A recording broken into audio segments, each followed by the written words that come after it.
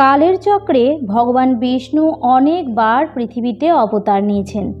আজকে ভগবান বিষ্ণুর 24 অবতার সম্পর্কে আমরা আলোচনা করব। মহাভারতের যুদ্ধের সময় ভগবান শ্রীকৃষ্ণ অর্জুনকে বলেন, যখন যখন পৃথিবীতে অধর্ম বেড়েছে তখন তখন আমি স্বয়ং এই পৃথিবীতে বিভিন্ন অবতারে অবতারিত হয়ে অধর্মের নাশ করে ধর্মকে প্রতিষ্ঠা করবার জন্য আমি বিভিন্ন যুগে ভিন্ন ভিন্ন অবতারে অবতারিত হয়েছি আর আগেও হতে থাকব। আর আমাদের ধর্মশাস্ত্র অনুসারে পৃথিবীকে বাঁচানোর জন্য ভগবান বিষ্ণু অনেকবার অবতার নিয়েছেন। আজকের ভিডিওতে আমরা ভগবান বিষ্ণুর 24 অবতার সম্পর্কে জানব, যা অধিকাংশ লোকই জানেন না। নমস্কার বন্ধুরা, ইন্সপায়ারিং উইথ পিয়ালি চ্যানেলের আরও একটি নতুন পর্বে আপনাদের সকলকে জানাই স্বাগত। তাহলে চলুন বন্ধুরা, ভিডিওটি শুরু করা যাক। ভগবান বিষ্ণুর প্রথম অবতার ছিল সানকাদি মুনি। আমাদের শাস্ত্র মতে পরম পিতা ব্রহ্মাদেব অনেক লোক স্থাপনের জন্য ঘোর তপস্যা করেন। তার তপস্যায় প্রসন্ন হয়ে ভগবান বিষ্ণু সনক, সনন্দন, সনাতন ও সনত কুমার নামে 4 মুনি রূপে অবতার নেন।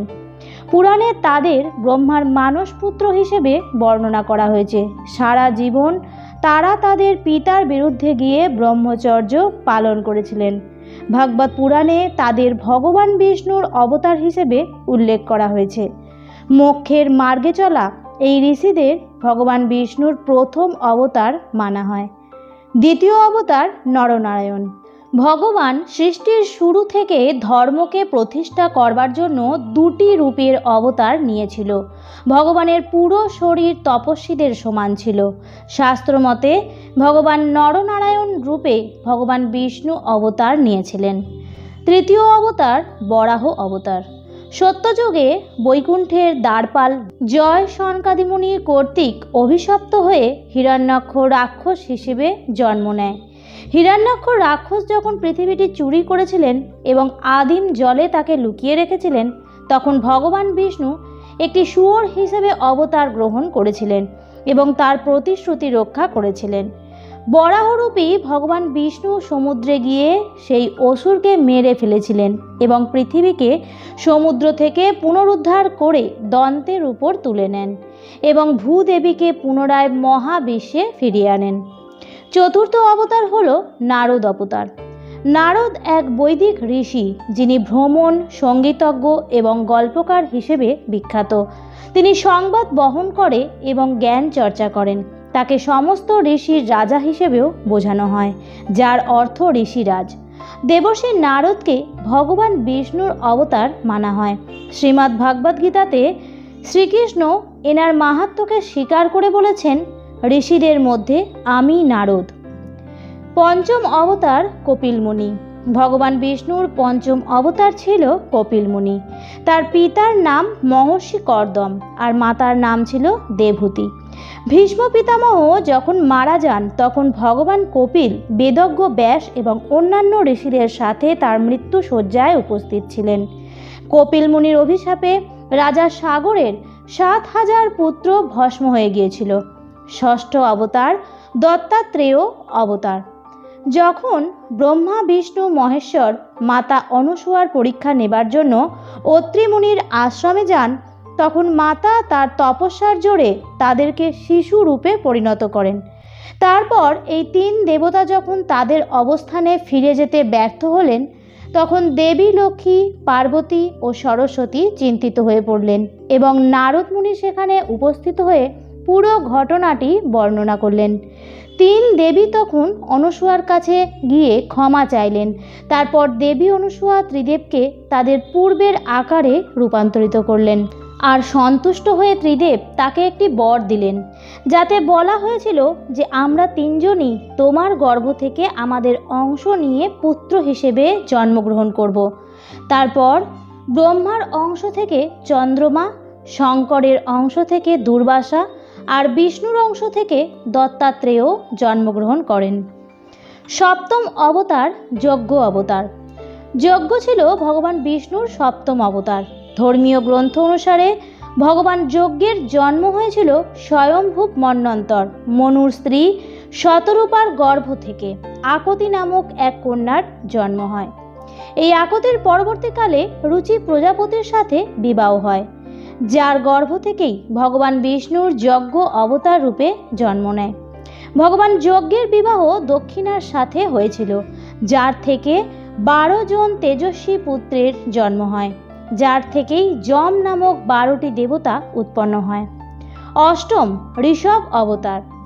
ধর্মীয় গ্রন্থে বলা হয়েছে যে মহারাজ নাভির কোনো সন্তান ছিল না, তাই তিনি তার স্ত্রী মেরু দেবীর সাথে পুত্র সন্তানের আকাঙ্ক্ষায় একটি যজ্ঞ করেছিলেন। যজ্ঞে সন্তুষ্ট হয়ে ভগবান বিষ্ণু স্বয়ং প্রকট হয়ে মহারাজ নাভিকে আশীর্বাদ করলেন, বললেন যে তিনি তার পুত্র হিসেবে জন্মগ্রহণ করবেন।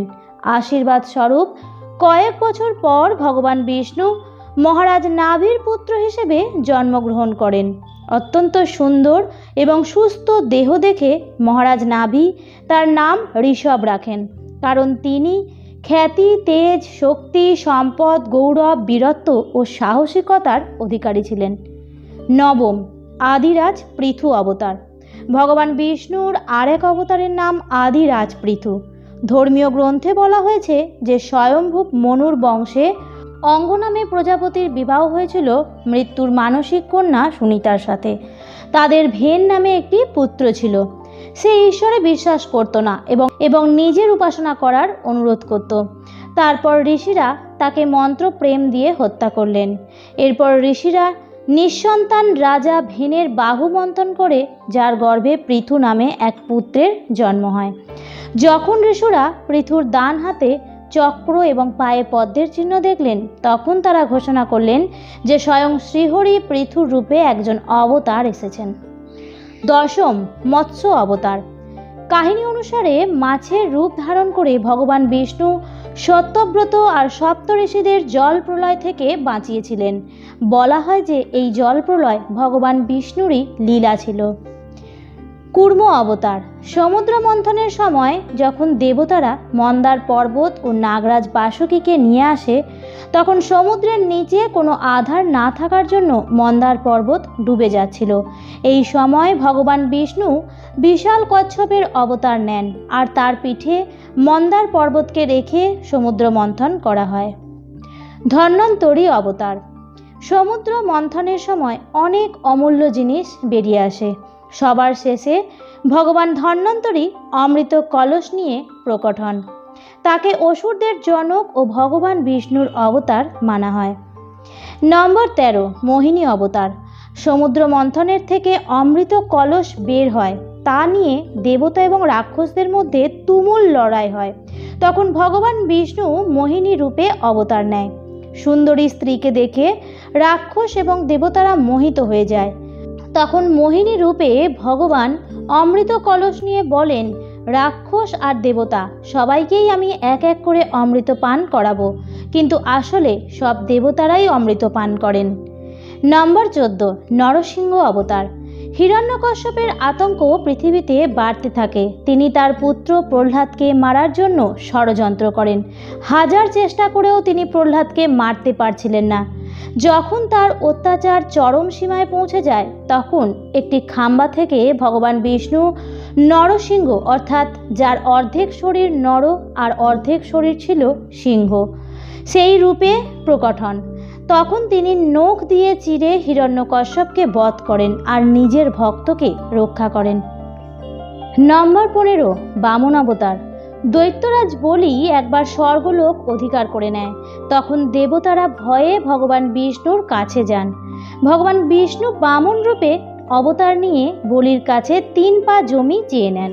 যখন বলি যজ্ঞ করছিল, তখন তিনি ভগবান বিষ্ণুকে 3 পা জমি দান দেবার সংকল্প করেন। আর বামন অবতারে ভগবান বিষ্ণু 2 পায়েই স্বর্গ ও মর্তকে মেপে নেন। 3য় পা তিনি বলির মাথার উপর রাখেন। নম্বর 16, হয়গ্রীব অবতার। মধু আর কৈটব নামক রাক্ষসরা ব্রহ্মাদেবের কাছ থেকে 4 বেদকে চুরি করে রসাতলে রেখে দেন। তখন ভগবান হয়গ্রীব অবতারে অবতারিত হন। এই অবতারে ভগবানের মুখ ঘোড়ার মতো ছিল।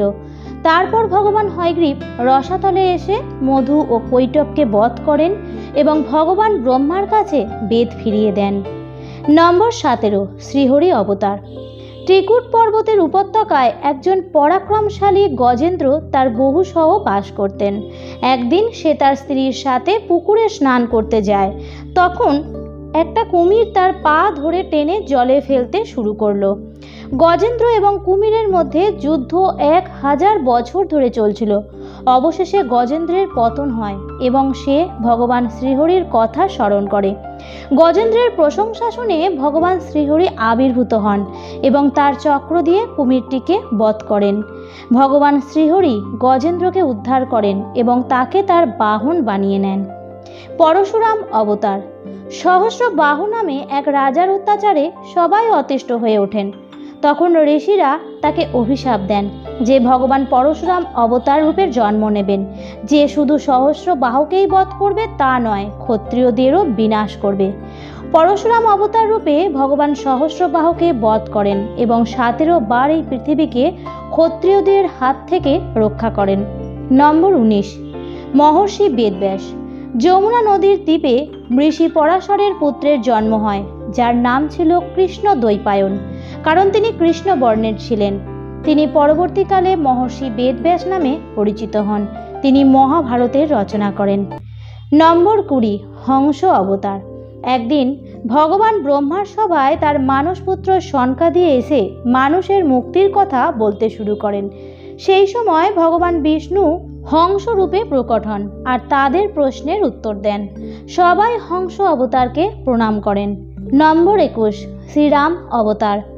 ত্রেতা যুগে রাক্ষসরাজ রাবণকে বধ করার জন্য আর রাক্ষসদের রাজত্ব শেষ করবার জন্য ভগবান বিষ্ণু মা কৌশল্যার গর্ভ থেকে রাজা দশরথের পুত্র হিসেবে জন্মগ্রহণ করেন। এই অবতারে ভগবান বিষ্ণু অসংখ্য অসুরকে বধ করেছিলেন। তিনি তার পিতার নির্দেশ অনুযায়ী নির্বাসনে থাকাকালীন রাক্ষস রাজা রাবণ তার স্ত্রী মাতা সীতাকে অপহরণ করেন। এরপর ভগবান রাম রাবণকে বধ করে মাতা সীতাকে উদ্ধার করেন। নম্বর 22, শ্রীকৃষ্ণ অবতার। দাপর যুগে অত্যাচারী কংসকে বধ করবার জন্য ভগবান বিষ্ণু শ্রীকৃষ্ণ রূপে অবতার নেন। তিনি অনেক রাক্ষসদের বধ করে পৃথিবীকে উদ্ধার করেন। তার সাথে মহাভারতের যুদ্ধে অর্জুনের সারথি হয়ে গোটা বিশ্বকে গীতার শিক্ষা জ্ঞান দিয়েছিলেন। ভগবান বিষ্ণুর এই রূপটি সকল অবতারের মধ্যে শ্রেষ্ঠ। নম্বর 23, বুদ্ধ অবতার। ধর্মীয় গ্রন্থ অনুসারে বৌদ্ধ ধর্মের প্রবর্তক গৌতম বুদ্ধও ভগবান বিষ্ণুর অবতার ছিলেন। তিনি সারা বিশ্বকে শান্তি ও অহিংসার উপদেশ দেন। নম্বর 24, কল্কি অবতার। ভগবান বিষ্ণুর 24তম অবতার হলেন কল্কি অবতার। মনে করা হয় যে ভগবান এই অবতার 3,96,000 বছরের কলিযুগের শেষে জন্ম নেবেন। এই রূপে ভগবান বিষ্ণু ব্রাহ্মণের কুমারী কন্যার গর্ভ থেকে জন্ম নেবেন, আর এই কথা ধর্মশাস্ত্রে উল্লেখ করা আছে। বিশ্বাস করা হয় যে ভগবান বিষ্ণুর এই অবতার আবার পৃথিবীতে সত্যযুগের সূচনা করবেন। তাহলে বন্ধুরা, আশা করছি এই ভিডিও থেকে আপনারা অনেক কিছুই জানতে পেরেছেন। যদি ভিডিওটি দেখে ভালো লাগে তাহলে অবশ্যই চ্যানেলটিকে সাবস্ক্রাইব করে পাশে থাকা বেল আইকনটি ক্লিক করে দেবেন। আবারও দেখা হবে পরবর্তী নতুন ভিডিওতে। ভালো থাকবেন, সুস্থ থাকবেন। ধন্যবাদ।